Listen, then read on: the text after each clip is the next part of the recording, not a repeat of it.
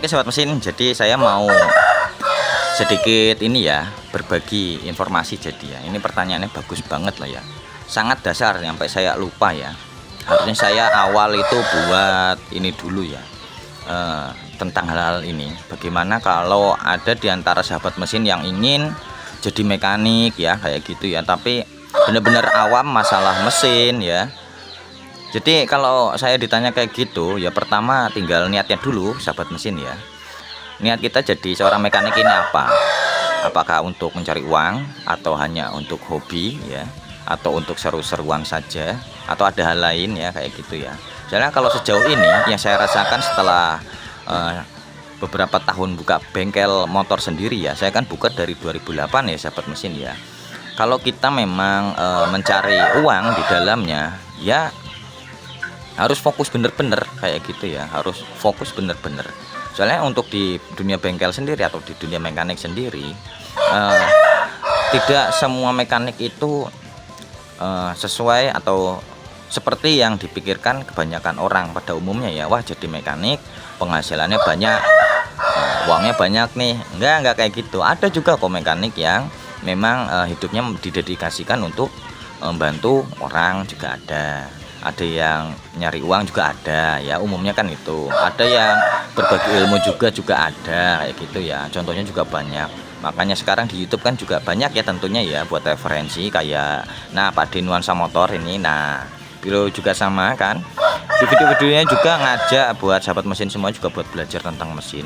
Nah terus ada lagi tuh Kang Sibun Tutor ya, sama ya, bikin channel juga dia, buat ngasih tahu ke semua sahabat mesin buat belajar juga, entah itu dari hal yang simple maupun ke hal yang berat. Nah terus ada lagi tuh AGM channel ya, sama konten-kontennya juga mengajarkan atau memberikan tutorial sederhana kerusakan-kerusakan motor. Jadi banyak referensi ya sahabat mesin ya. Jadi kalau sahabat mesin memang punya rezeki, memang nelateni kepengen di dunia otomotif ya, bisa ini ya, kursus kalau memang ada rezeki. Tapi kalau memang saya nggak punya uang begitu banyak Mas Haris buat kursus ya, saran saya sih coba sampean cari kenalan ya ke bengkel-bengkel di kota Anda ya.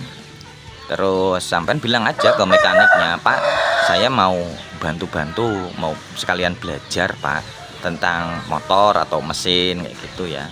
Ya gitu loh sahabat mesin ya. Jadi kalau memang kita nggak kursus melalui yang berbayar ya, kita mencari pengalaman langsung di lapangan aja.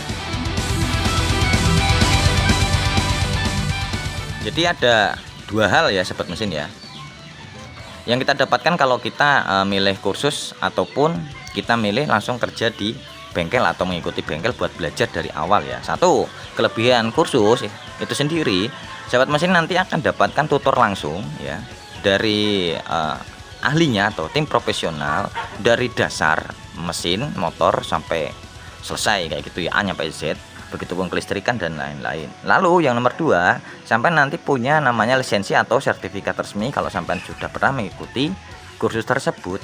Nah itu ya keistimewaan, cuman ya berbayar kayak gitu ya.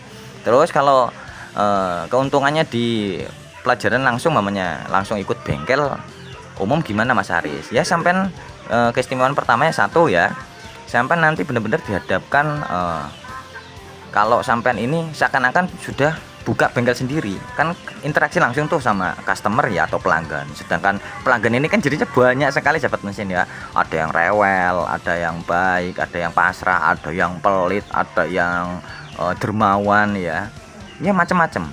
Jadi poin plusnya nanti kalau kita belajar langsung ikut bengkel secara langsung lah ya, buat belajar ya, itu juga dapat itu hal itu, dimana di kursus kan nggak ada ya. Kalau di kursus yang kita hanya fokus belajar aja, tapi kalau di lapangan ya ikut bengkel langsung ya, kita langsung terjun dihadapkan dengan customer kayak gitu, langsung dihadapkan dengan permasalahan sepeda motor juga. Selain motor juga kita harus bisa menghadapi customer kita juga, gimana cara kita melayani mereka, cara membuat mereka puas dengan hasil yang kita berikan kayak gitu ya.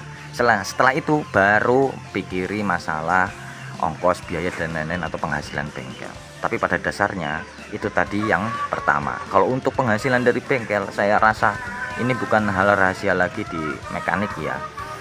Jadi untuk mekanik sendiri nggak semuanya bisa berhasil secara up ya sahabat mesin ya, kalau hanya mengandalkan di bengkelnya saja. Jadi bengkel itu kan hanya menyediakan jasa kayak kita ini. Kalau memang sahabat mesin kepinginnya buka bengkel kok, keping penghasilannya bisa di atas rata-rata, ya jangan hanya bengkel saja, tapi sekaligus jualan onderdil kayak gitu ya. Saya juga dapat masukan juga di Masibun ya, Masibun channel itu, kalau cuman usaha bengkel aja jasa ya hanya dapatnya segitu-gitu aja. Tapi kalau dibarengi dengan jualan ya, kayak spare part ya, kalau sudah jalan tapi bengkel lah baru ada penghasilan tambahan. Tapi itu juga berisiko menurut beliau ya gitu ya. Jadi spare part itu kadang kalau nggak laku gimana, kadang ada masa kadaluarsanya. Nah itu, jadi ada plus minusnya juga ya sahabat mesin ya. Jadi ini pertanyaan yang bagus sekali menurut saya, dan semoga ini juga bisa jawab. Jadi buat sahabat mesin yang mamanya, mas saya punya rezeki mau kursus aja nggak apa-apa, cari ilmunya ya, yang fokus, yang benar, niatnya itu aja ya. Satu niat, kita belajar otomotif ini buat apa dulu kayak gitu. Kalau saya kan awalnya hobi ya sahabat mesin ya, hobi. Terus kedua saya juga pernah jadi konsumen, terus saya juga pernah dikecewakan atau dihapusi ya. Terus saya latihan setelah kursus itu, ikut bengkel-bengkel ya, beberapa bengkel-bengkel di kota saya. Terus saya niati, Allah saya nanti kalau buka bengkel tak coba buat nolong orang, walaupun saya juga niatnya juga nyari rezeki di dalamnya ya. Jadi ketika ada orang yang butuh bantuan saya bantu. Kalau memang orang yang nggak punya budget atau uangnya kurang ya, tapi wajib dibantu ya, saya bantu semampu saya. Paling kayak gitu aja sahabat mesin.